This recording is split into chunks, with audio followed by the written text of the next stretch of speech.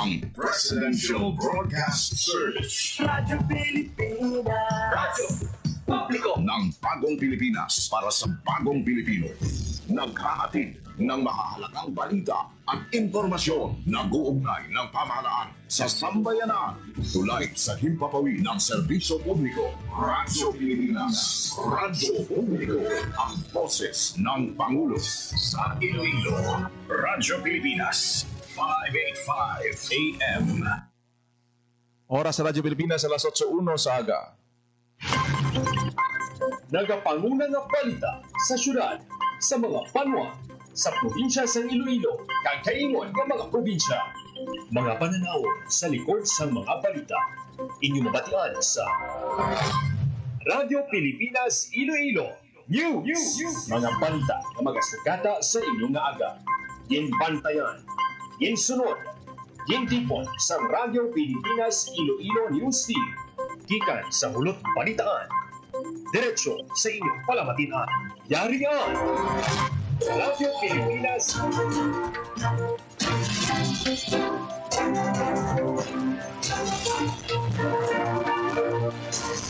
Ayong aga Pilipinas, good morning Western Visayas. Welcome sa Radyo Pilipinas News. Bawat adlaw sa Martes, Mayo 27, 2025. Ako ang inyong tagbalita, Janelle Baclay, kagkaroon sa aton balantayan, kag mainit nga mga pangulong dinalan.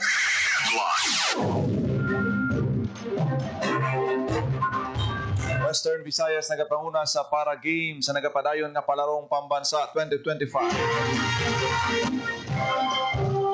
Anong ka mga bulawan nga medalya nakuha sa Western Visayas sa regular sports sa nagapadayon nga palarong pambansa. Anong ka public school sa Iloilo nagbaton sang kapin 23 milyones pesos nga bulig nagikan sa Provincial School Board. Anong ka pulis nga na-assign sa Western Visayas ginkaka sa serbisyo sandig sa desisyon na ginpagawa sang Napolcom. 90 kilogramos ang preskang utanon na ani sa giniwat nga Harvest Festival sang More Power. Negros Occidental Provincial Government hingob pwersa sa pagdulong sa telemedicine services. 155 ka mga benepisyaryo sang Cash for Work sang DSWD sa Kalahi Seed sa siyudad sang Iloilo nagbato na sang ilang sweldo. Kag Dar Western Visayas nagiwat sang Student Forum sa Iloilo City.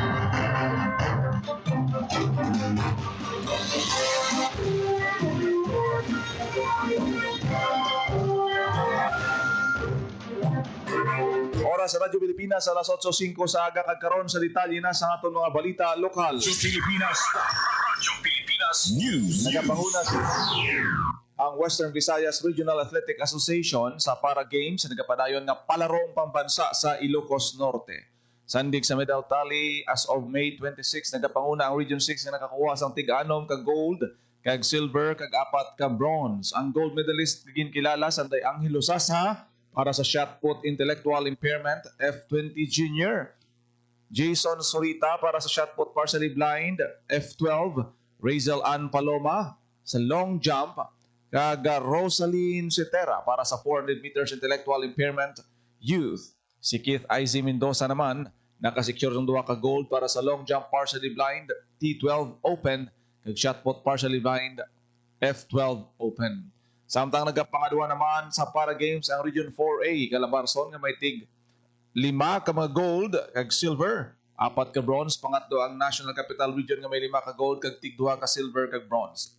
Pangapat naman ang Region 12, Soxargen, nga may 5 ka gold, 1 ka silver kag 4 ka bronze. Kag panglima naman ang Region 11, Davao Region, nga may 2 ka gold, 3 ka silver kag 2 ka bronze. Radyo Pilipinas. Radyo Pilipinas News.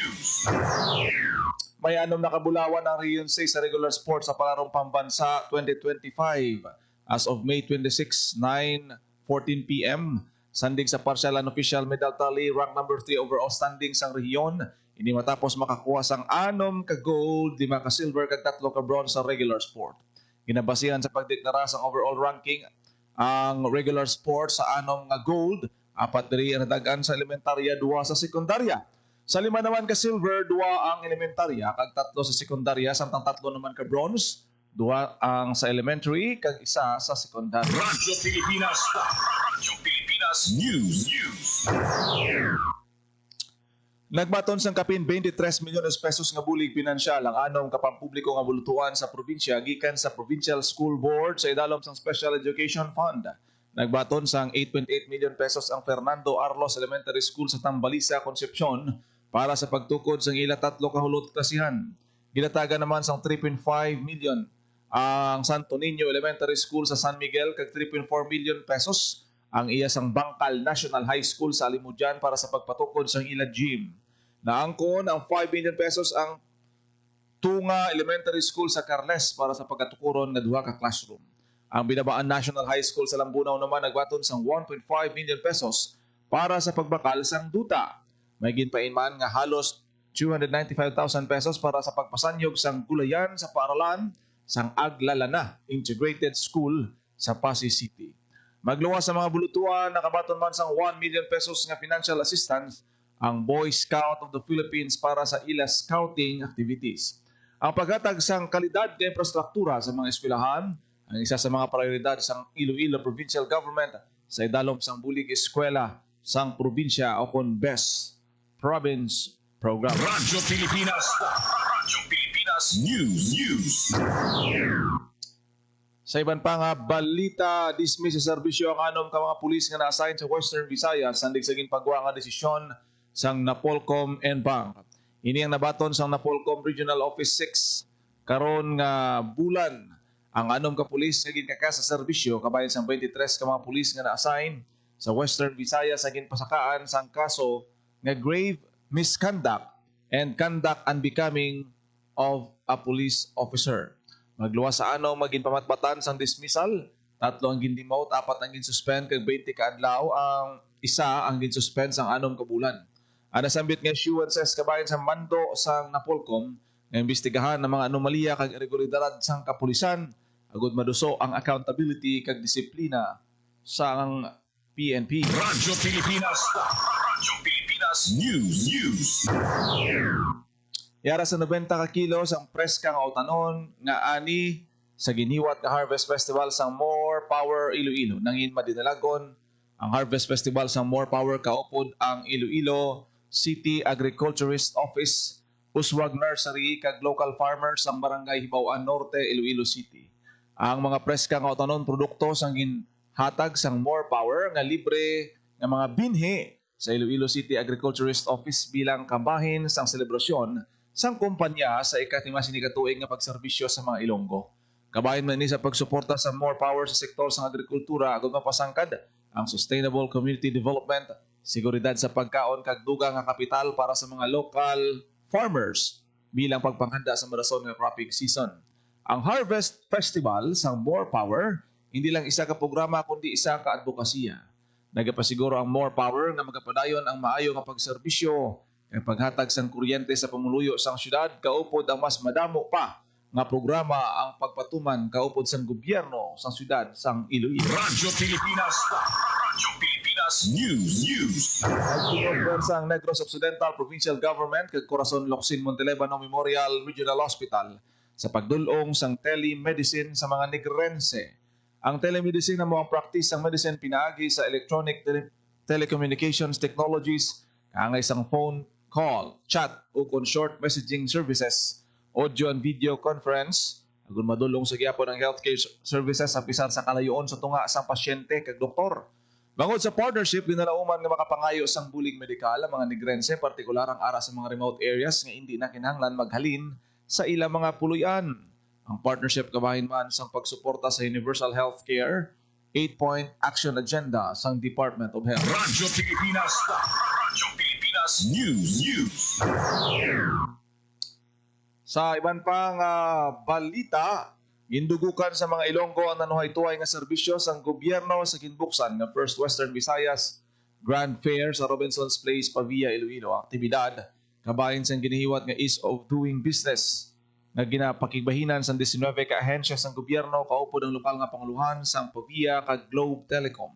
Lakip sa mga nagtanyag sang ila programa kag serbisyo ang Anti-Red Tape Authority, Department of Foreign Affairs, Government Service Insurance System, Home Development Fund, Land Transportation Office, Philippine Statistics Authority, Philippine Health Insurance Corporation, BIR, DICT, kag Department of Interior and Local Government.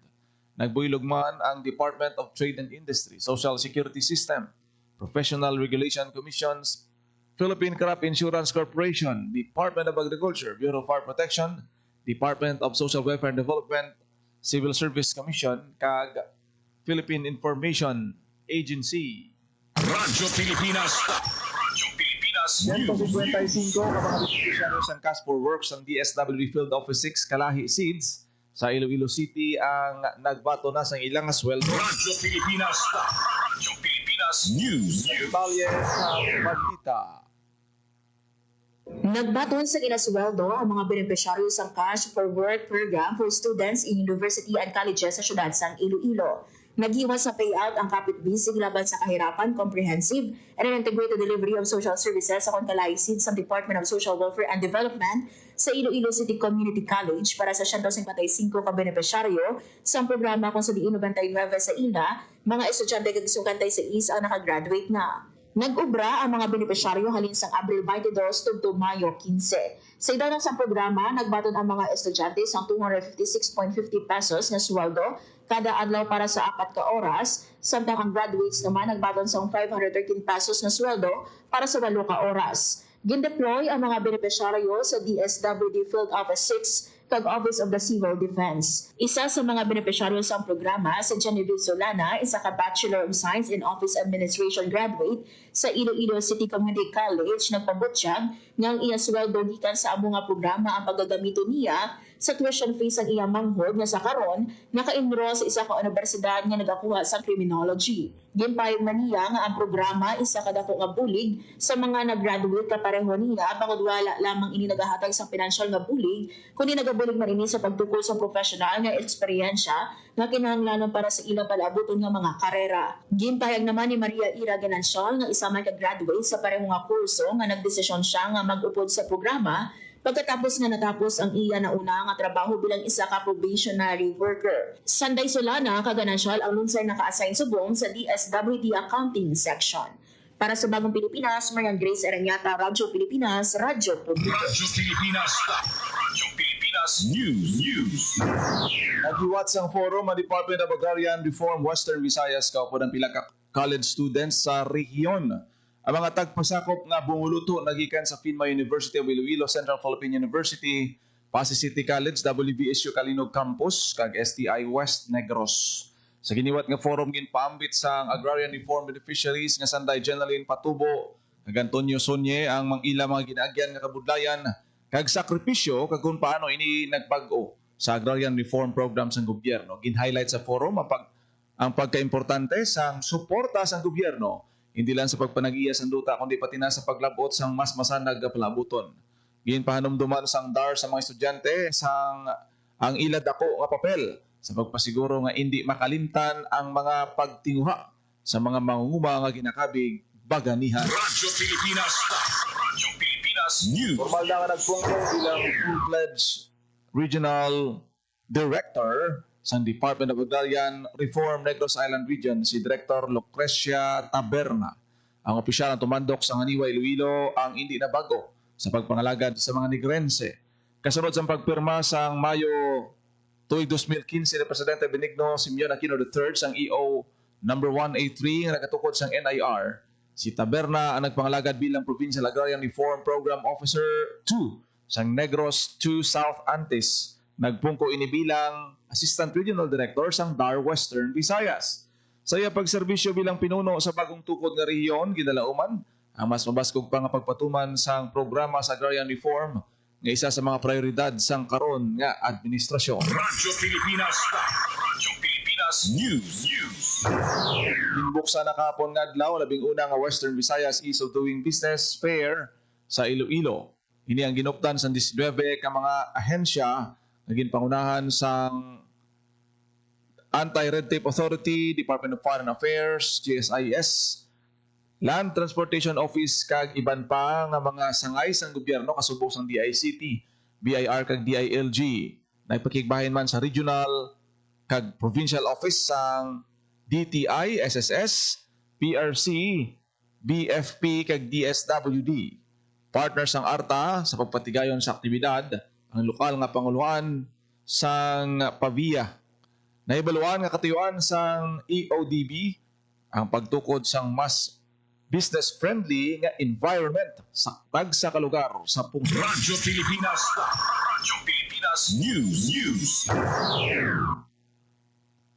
Pinuno o kung ginpahayag sang pinuno sang Planning, Monitoring and Evaluation Division sang Department of Agriculture Western Visayas ang regular nga paghiwat sang field visit kabahin sang pagmonitor kag feedbacking sang PMED para mapasiguro nga nahisuno sa kinahanglanon sa mga nguma kag mangista ang mga programa sang regional office.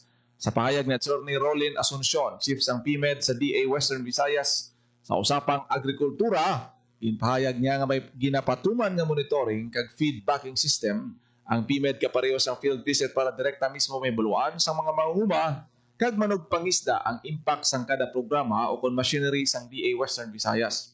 Dugang pa ni Attorney Asuncion nga mas sa field visit hindi lang ang mga manami nga feedback ang ginabaton sang PMED kundi lakip man ang mga reklamo kag suhestyon. Magluwas sa pagpapanaog sa grounds may araman sang progress report system ang PMED kung sa diin ginalantaw ang pisikal kag pinansyal nga progreso sang kada banner program sang DA nga ginapatuman sa rehiyon. Radyo Pilipinas. Radyo Pilipinas News. Sa iban pang balita, pila ka mga estudyante gikan sa Western Visayas nagdaog sa National Schools Presscon elementary kag secondary level. Radyo Pilipinas. Radyo Pilipinas. Sa detalye sang balita. Sa nanunituhay nga contest, ang pila ka estudyante gikan sa Western Visayas sa National Schools Press Conference o kon NSPC elementary kag secondary level nga ginhiwat sa Ilocos Sur. Sa elementary level, lakip sa 5 nga tagdaog sa bugos nga Pilipinas, sanday Akia Chloe Salazar sa pagkuha ng larawang pampahayagan Filipino, Jairo Bernard Tesuela sa English Sports Writing, Kurt Tyron Lauron sa pagsulat ng Balitang Pampalakasan Filipino, kag Lirico Rion Bering sa pagguhit ng kartong pang-editorial Filipino. Ginkilala man ang Region 6 bilang Rank 3 sa Radio Script Writing and Broadcasting Best Script sa English, kag Rank 2 sa Radio Script Writing and Broadcasting pinakamahusay na Informational Filipino. Sa secondary level naman, Rank 1 si Hira Mariel Ibalan sa Feature Writing English, dala naman sa 5 nga nagdaog sanday Antares Sige Kahilig sa Editorial Writing English, Ann Quisaya Calderon sa News Writing English, Bless de la Cruz sa pagsulat ng lathala in Filipino, Roxine Madrid sa Column Writing English, Franz Duwales sa Mobile Journalism Filipino, Charles Bernard Clomata sa TV Script Writing and Broadcasting Best Anchor English, Tricia Marie Esponso sa TV Script Writing and Broadcasting Best Anchor Filipino, kag Jonel Andre Marones sa TV Script Writing and Broadcasting Best Director Filipino. Dalaman sa 5 nga tagdaog ang Master Bisaya sa TV Script Writing and Broadcasting Best Developmental Communication Filipino, kag Best TV Newscast Filipino, kag ang Ramona A. Benjamin Senior National High School sa Online Publishing Filipino. Ginhiwat ang NSPC sa Mayo 19, tugtog 23. Para sa Bagong Pilipinas, Marian Grace Ereñata, Radyo Pilipinas, Radyo Pilipinas. Radyo Pilipinas News. Oras sa Radyo Pilipinas, alas 8:20 na sa Radyo Pilipinas. Radyo Pilipinas. Kagi nyo nabatian ang detalye sa mga nagapanguna nga balita sa pagpangalagad siyang Radyo Pilipinas News subong adlaw sa Martes, Mayo 27, tuig 2025. Sa dugang pangabalita kag impormasyon, please follow, share kag like sa aton nga Facebook page Radyo Pilipinas Iloilo kag Radyo Pilipinas Community Group. Thank you kids sa mga nagaupod sa aton sini nga pagpangalagad subong nga aga. Ako nagid lamang inyo alagad, Chinel Baclay. Maayong aga Pilipinas. God bless Iloilo. Radyo Pilipinas. Radyo Publiko. Radyo Pilipinas. Radyo Publiko.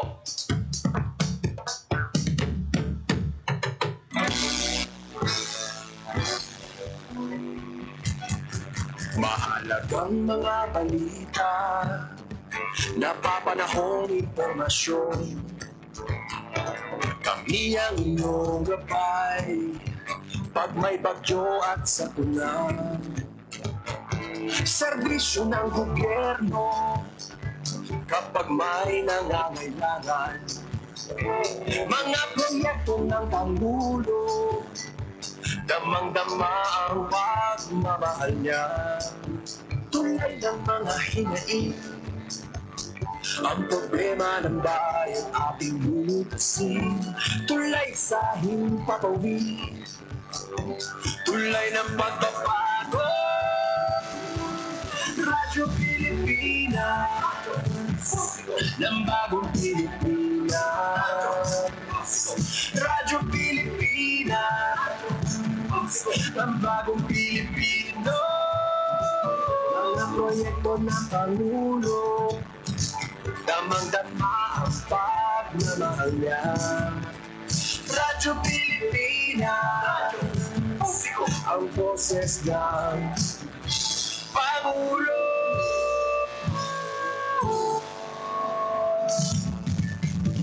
Karamay niyo kami, kahit malayo man kami nakakarating. OFW magsasaka, buhay ay iba't iba, san mang lugar ng bansa natin.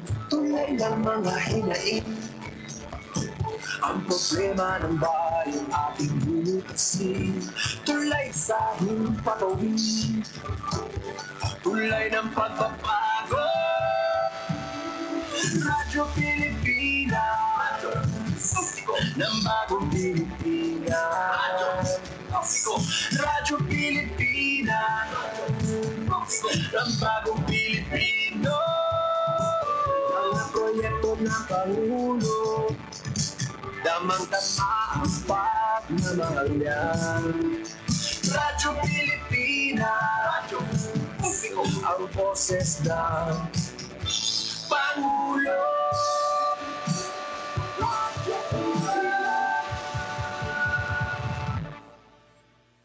Radyo Pilipinas, Radyo Publiko. Radyo Pilipinas.